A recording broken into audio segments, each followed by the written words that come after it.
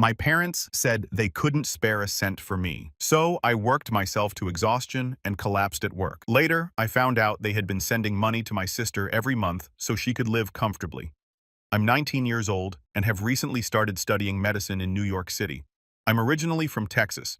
My parents live in Dallas, where my father is a surgeon at a university hospital and my mother takes care of our home. After graduating from high school, I moved to New York 4 months ago to live on my own. I worked hard and was accepted to medical school in July, inspired by my father, but I haven't been able to enjoy the traditional college experience. I wanted to make friends, join clubs, and have fun, but money was limited. My parents pay my tuition, but I am responsible for all of my other bills. Aside from classes, I've worked as a tutor, event worker, and bartender. Even with these jobs, it has been difficult to cover rent and living expenses each month. I frequently transfer jobs to accommodate my schedule and work primarily on weekends. It's been challenging both psychologically and physically. I am sleepy in class, and when I get home late, I struggle to find the motivation to study. I'm scared I'll have to redo the year because I'm slipping behind in my academics. If things continue like this, I won't be able to concentrate on my studies, which are supposed to be my first priority. I was anxious and desperate. So I called my mother and asked for some financial assistance, even if it was only a little. My father is rarely home due to his busy profession. Therefore, my mother handles the cash. Even though my father earns a fair living, my mother stated that they did not have any extra money and that paying for my tuition was already difficult, so they were unable to send me any further money. With that response, I felt stuck. Most of my acquaintances who live alone have financial assistance from their parents, and I envy them. But I resolved to continue working hard at my career. Growing up, there were always differences between myself and my sister Isolde. She is currently 21 years old and studies fashion design at a prominent school in Paris. While I was always required to work hard and earn my achievements, Isolde seemed to have everything easier. Mom always referred to her as my golden sister, the one who had a particular touch and was destined for greatness. Don't get me wrong, I like my sister, but the disparity in how we were treated was difficult to overlook. When we were younger, between the ages of 10 and 12, I had all A's on my report card. Mom took a look at it and said, "That's what we expect from you, Kale." The same day, Isolde brought home mostly B's with a couple of C's, and Mom threw her a modest celebration praising her artistic mind and stating academics weren't her thing. Dad appeared uneasy with the disparity, but he never said anything about it. I hadn't studied enough for my midterm examinations, so I had to retake them. I completed the retests in August and then began my summer break. During the long break, I intend to work as many jobs as possible in order to earn the most money feasible. After the summer break, I intend to devote more time to my studies. Thus, I will cut the number of job shifts. This implies I need to save even more money, so I will reduce my living expenditures. I plan to save money on meals by consuming instant noodles, bread, and discounted pre-made meals.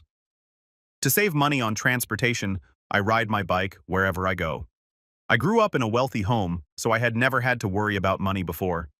I never anticipated to live in such poverty after migrating.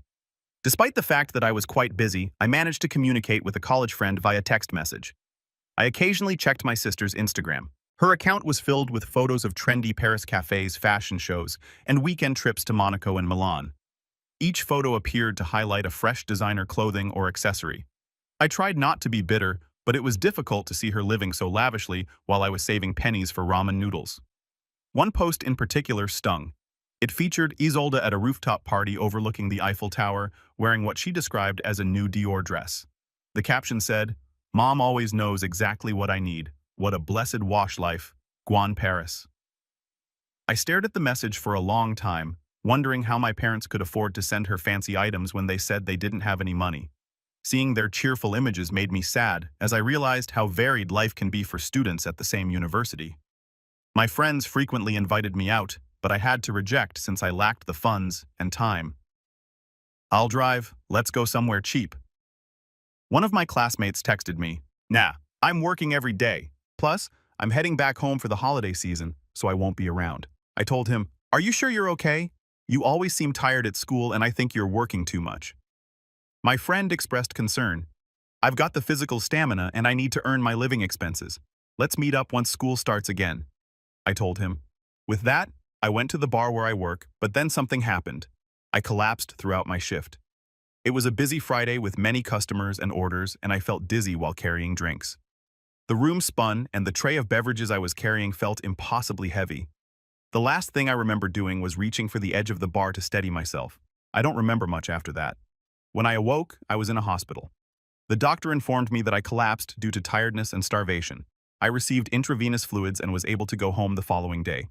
I quickly contacted my supervisor at the bar to apologize. My supervisor informed me that once I fainted, he called my name, but I was too out of it to answer, so he immediately phoned an ambulance.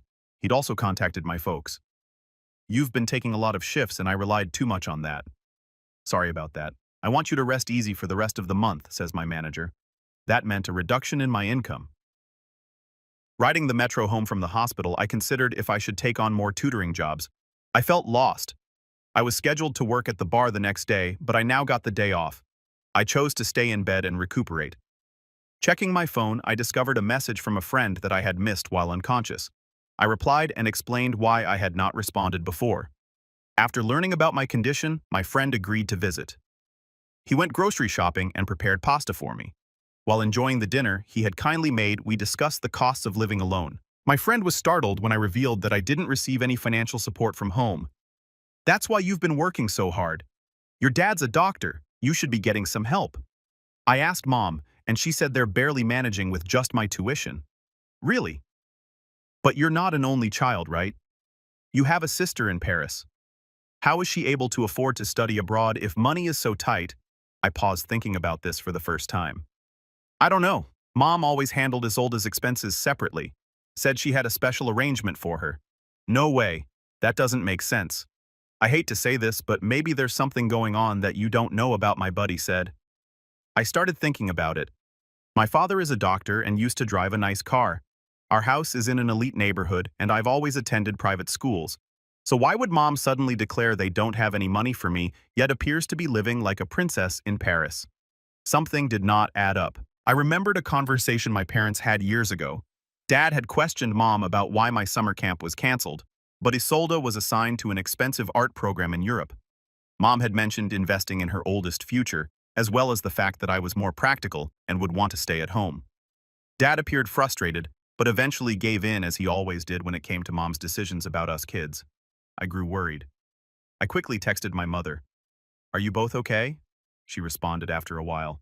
"We're fine." But I couldn't relax that night. Curiosity got the best of me. I called Isolde personally, which I rarely did, because we were not very close. "Kale, what's wrong?" "You never call," she said, clearly astonished. "Just checking in. How's Paris treating you?" "Amazing as always. Mom just sent me the cutest Chanel bag for my birthday next month. She's always so thoughtful with her gifts." My stomach sank. "Oh, that's nice. Hey, I was wondering how you are managing financially over there. Paris must be expensive." "Oh, I don't worry about that stuff. Mom transfers me about $3,000 a month for expenses plus extra whenever I need something special. You know how she is with me." I felt as if I had been punched. $3,000 every month when I was told there wasn't a single dollar left over for me. I hurriedly ended the call, citing a need to study. I assumed they were merely claiming they didn't have any money to keep me from worrying or to teach me something about independence. Since I was going home for the holidays, I decided to discuss this with my parents in person. After thanking my friend, he said, "I'll be waiting for some souvenirs." I was grateful to have such a friend. The holiday season arrived and I booked the cheapest flight back home I could find. I could only stay for one night and one day due to my work, but I was looking forward to it. When I arrived, my folks met me at the door. My father looked astonished when he saw me. "You've lost a lot of weight, really," he said. I hadn't realized it, but I appeared to have changed significantly. My mother was also taken aback and became silent. My mother had cooked chicken wings, salad, and soup for lunch. For the first time in a long time, the three of us gathered to lunch together. As soon as we sat down, my father looked concerned and asked, "You look thinner. Are you eating properly?" I told him the truth. "Not really. It's been a while since I had such a luxurious meal." "What do you usually eat?" my father said. "Instant noodles, bread, and sometimes discounted pre-packed meals." "What about the cafeteria food?" he inquired. "The cafeteria is too expensive for me." "Is it that expensive?" he asked. "It's around $5, I said. My father seemed surprised when he heard that. "Is the money I've been sending enough for you?" I was confused and responded, "I haven't been getting any money?" My father was surprised. "What do you mean? So you haven't received any money for the past 4 months? I haven't received any. Have you really been sending money? I had asked your mom to transfer $2,000 every month into your account. Really, I was astonished. Mom told me that your finances were tight and that she couldn't afford to send any money. Dad seemed perplexed. We have enough money. What's happening? Dad quickly asked. Mom, Paisley, have you been sending money to Kale like you're supposed to? Mom looked down and said nothing.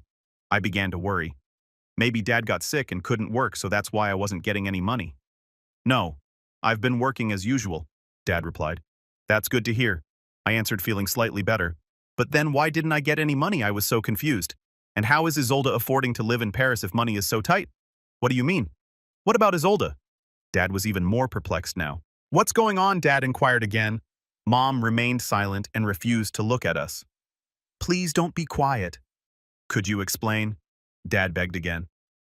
Finally, Mom said softly, I haven't sent any money to Kale. What? You haven't sent any money to Kale. She admitted it. My father and I were both astonished. What? Why not? Dad inquired, astonished. There are just too many things we need to pay for, Mom said. Isn't our home loan already paid off? Dad insisted. Mom realized she couldn't hide it any longer and confessed. I've been keeping the money for Isolde. I was shocked. What do you mean for Isolde? She needs it more than you do, Mom explained quietly. She's studying fashion in Paris. It's expensive. She needs to look the part, make connections. I asked for some money, even a little, but you said you couldn't afford it while you were sending Isolde $3,000 a month. Mom's head snapped up. How do you know how much I sent her? There was a call from Kale's work recently saying you collapsed from overwork, he said, and I noticed today how much weight you've lost. What Kale collapsed? What happened? It appeared like my father had never heard of this before. I responded, yeah, but it wasn't serious. Huh? Why didn't you tell me? Dad asked Mom, his voice rising. I'm sorry. I was scared you'd find out I wasn't sending the money my mother said. Wait, let me understand this. Dad responded, his voice tense with wrath. You've been withholding Kale's allowance, letting him struggle to the point of collapse while secretly sending extra money to Isolde. For what, shopping sprees in Paris? It's not like that, Mom objected. Isolde has potential. She needs to maintain a certain image. You don't understand the fashion world. And Kale doesn't have potential, Dad asked incredulously. He's studying medicine. He's following in my footsteps. That's exactly it, Mom replied. He's exactly like you. He'll be fine. He doesn't need help. Isa is special. She's delicate. She needs support. I couldn't believe what I heard. I had suspected partiality all my life, but hearing it expressed so harshly was like a stab to my heart. How much have you been giving her? Dad said, his voice dangerously low. Mom hesitated. $3,000 a month for living expenses, and maybe a little extra sometimes. How much extra? Dad asked. I don't know. Maybe another $2,000 or $3,000 some months for networking events, proper clothes, accessories. Dad's face had turned pale. So you've been diverting $5,000 or $6,000 a month to Isolde while Kale has been starving himself and working to the point of collapse. When you put it that way, it sounds bad, Mom replied defensively. But Isolde is building her career. She needs these things. And what has she been buying with all this money? Said my dad. Just things she needs, Mom said blankly. Like the Chanel bag you just bought her for her birthday next month, I said softly. Mom glanced at me with surprise. How did you? I called her. She told me everything. How you always make sure she has what she needs, how you send her extra whenever she wants something special. This is unbelievable, Dad remarked, shaking his head. Kale had to work until he collapsed because he didn't have any money, while his sister is parading around Paris with designer bags. Isolde has always been special, Mom remarked, raising her chin defensively. She needs more support. No, Dad replied forcefully. What she needs is a reality check, and so do you.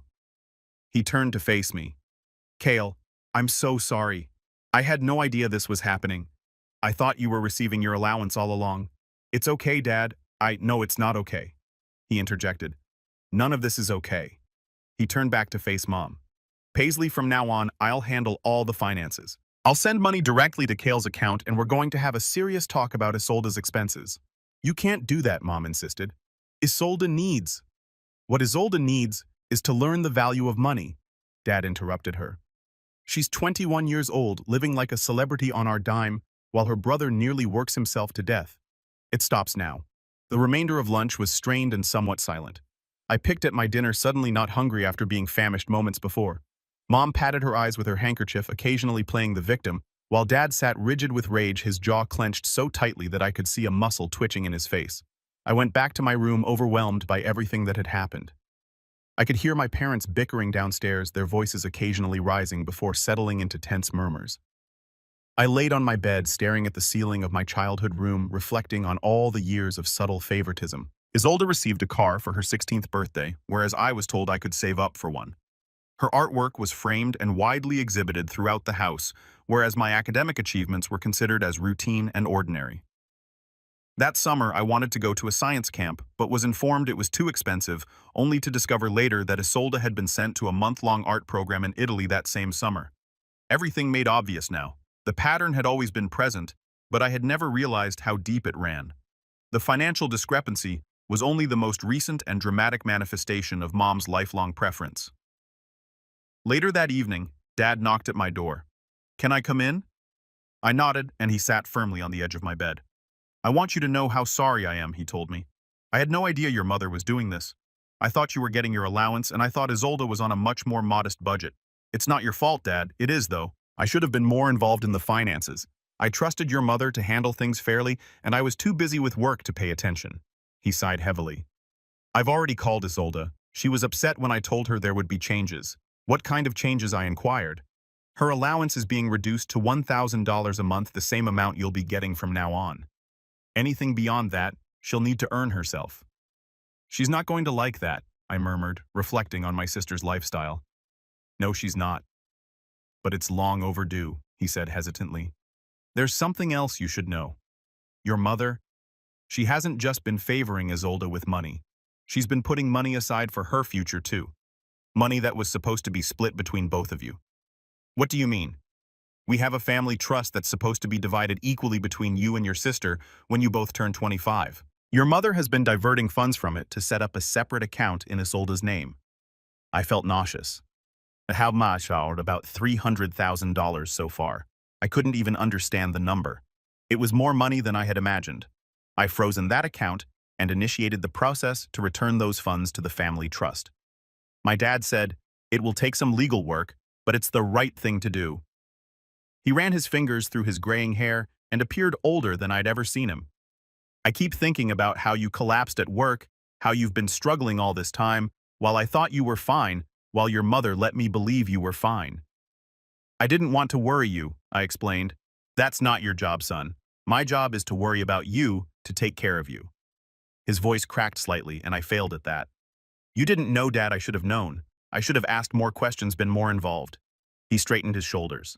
"But that changes now. From now on, I'm going to be much more present in your life and Isolde's, and I'm going to make sure things are fair between you two." That night, Isolde called me furious. "What did you say to Dad?"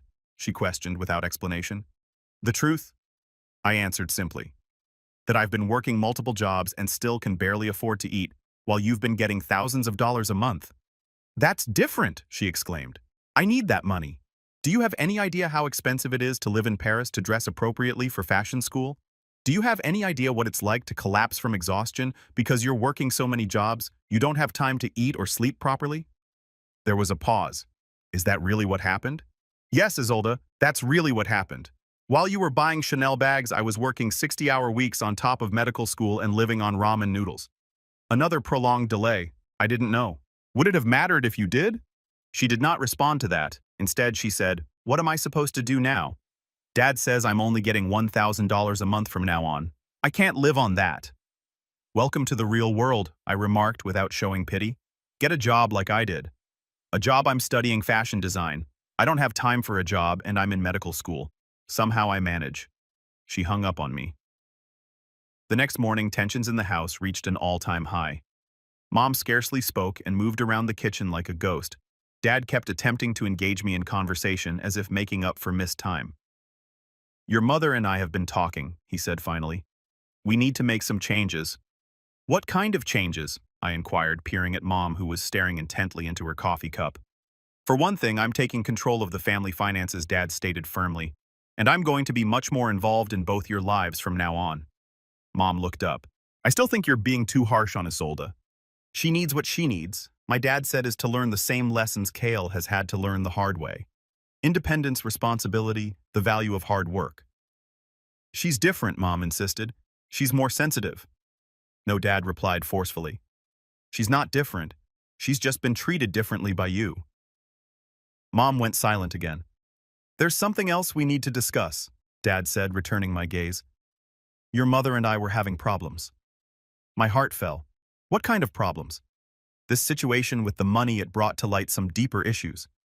Your mother's favoritism toward Isolde has been going on for years, and I've allowed it. I didn't realize how extreme it had become. What are you saying? I inquired, even though I already knew. We're going to try counseling, Dad explained. But I want to be honest with you. I'm not sure our marriage can recover from this. The trust is broken. Mom looked up, her eyes becoming angry. You're blaming me for all of this. For wanting to give our daughter the best chance at success. I'm blaming you for lying to me, for stealing from our son, and for potentially emptying our retirement accounts to fund our daughter's shopping addiction, Dad said evenly. Yes. I traveled back to New York the next day, my brain reeling from what had happened. Dad had placed $5,000 back into my account to pay for the allowance I should have received, and he promised to make regular monthly contributions from now on. Focus on your studies, he advised me at the airport. That's what's important now. When I returned to my flat, I went grocery shopping right away. Real groceries include fresh vegetables, meat, and fruits. I had not been able to purchase these foods in months. I made myself a good meal and sat down to eat it, savoring every bite. It was so simple, but it felt luxurious. With the financial strain relieved, I was able to reduce my work hours. I retained the teaching job since I enjoyed it, but I cut my bar shifts to only weekends and quit event staffing altogether. Suddenly, I had time to study, sleep, and care for myself. My grades started to improve almost immediately. Over the next few months, I observed from a distance as my family dynamics changed radically. Dad left the house and moved into a nearby apartment. Faced with a dramatically decreased budget, Isolde vowed to drop out of fashion school and return back home in protest. Despite having neither parent's finances, she unexpectedly rose to the challenge. She got a part-time work at a tiny store in Paris and began living within her means. It's actually not that bad, she acknowledged to me during one of our now regular phone talks. My boss is teaching me a lot about the business side of fashion, and I kind of like earning my own money. Mom suffered the hardest with the adjustments. She ignored Dad's financial constraints and continued to send Isolde extra money in secret. When Dad discovered this, it was the last straw. He has filed for divorce. The proceedings were messy. Mom disputed the divorce and attempted to claim half of Dad's assets and future income. But when Dad's lawyer provided evidence of her financial malfeasance, including diverting family funds, emptying joint accounts to send money to Isolde, and continuously lying about it, the judge was unimpressed. The final settlement overwhelmingly benefited Dad. During this time, I focused on regaining my health and academic standing. With good nourishment and relaxation, I regained the weight I had lost and felt my energy returning. My teachers noticed an increase in my work, and I was able to join the Pre-Med Student Association, which I had previously overlooked due to my busy schedule. Isolde and I started talking more regularly. Our chats were difficult at first as we both struggled to manage our new relationship without Mom's favoritism causing a hole between us. But gradually, we discovered common ground. She told me about her position at the boutique, the customers she had met, and her designs. I informed her about my coursework, my growing group of friends, and my future goals. I never realized how much Mom's favoritism affected you, she told me during one of our calls. I guess I just accepted it as normal. It felt good to be the special one. And I accepted being the overlooked one, I told her. It's what we knew. I'm sorry, Kale. I should have seen it. We were both kids. It wasn't our responsibility to see it. 1 year later, I am doing well in medical school. With the financial pressure gone, I've been able to reduce my job hours and concentrate on my academics. My grades have improved, and I've joined a few clubs making new acquaintances. Dad has settled into his new life as a bachelor and appears happier than I have seen him in years. He comes to see me in New York every few months, and we've become closer than ever before. During his last visit, we talked for hours about his medical career, my studies, and our mutual love of science. When I was growing up, there never seemed to be enough time for conversations. I always knew you had the makings of a great doctor, I was told. But I'm even more proud of the person you're becoming. Isolde has undergone arguably the most unexpected shift. After first resenting the financial constraints, she has embraced her independence. She's still in fashion school, but she also works at the boutique, which has served as a good apprenticeship. She is currently designing her own little line, learning how to produce lovely things on a budget. We communicate frequently, and for the first time, I feel as if I have a genuine relationship with my sister. My professor said, "My new designs show maturity and practicality that was missing before." She proudly told me during one of our video sessions. He says, "Constraints can be a designer's best friend. They force you to be creative in ways unlimited resources never would." Who knew budget limitations could be a good thing? It made me giggle. "Certainly not the old me," she said, "but I think I like the new me better." Mom has had the most difficult adjustment. The divorce left her with less than she planned, and she has had to relocate from our family home to a small condominium. She's still trying to accept her new reality and accuses Dad and me of turning Isolde against her. She started working part-time at a local department store, her first job in more than 20 years. And while she continually complains about it, I believe the structure and social interaction are beneficial to her. Her relationship with both of us is tense. She occasionally calls me, but our discussions are brief and perfunctory. She's still attempting to maintain the previous relationship with Isolde, proposing to send her money she doesn't have and suggesting Isolde return home so Mom can care for her. Isolde has learned to keep her limits in a gentle yet firm manner. During one of our video chats last week, Isolde showed me some of her most recent designs, which were lovely minimalist items that appeared costly but were made of low-cost materials. "I never would have learned to do this if I still had unlimited funds," she told me. "Constraints breed creativity, I guess. You're really good at this," I told her, sincerely impressed. She smiled. "Thanks. And you're going to be a great doctor someday." She paused. "I'm sorry about before, about not seeing what was happening to you." "It wasn't your fault," I replied. "We were both caught in Mom's weird dynamics. Still, I should have noticed." She paused. "Are you going home for Christmas?" "To Dad's, yes. You, yes. And I thought maybe we could visit Mom together. She's having a hard time." I pondered it. Despite everything, she remained our mother. "Okay," I agreed. "We'll go together." In the 2 years since that fatal holiday dinner where the truth was revealed, our family has been entirely remade.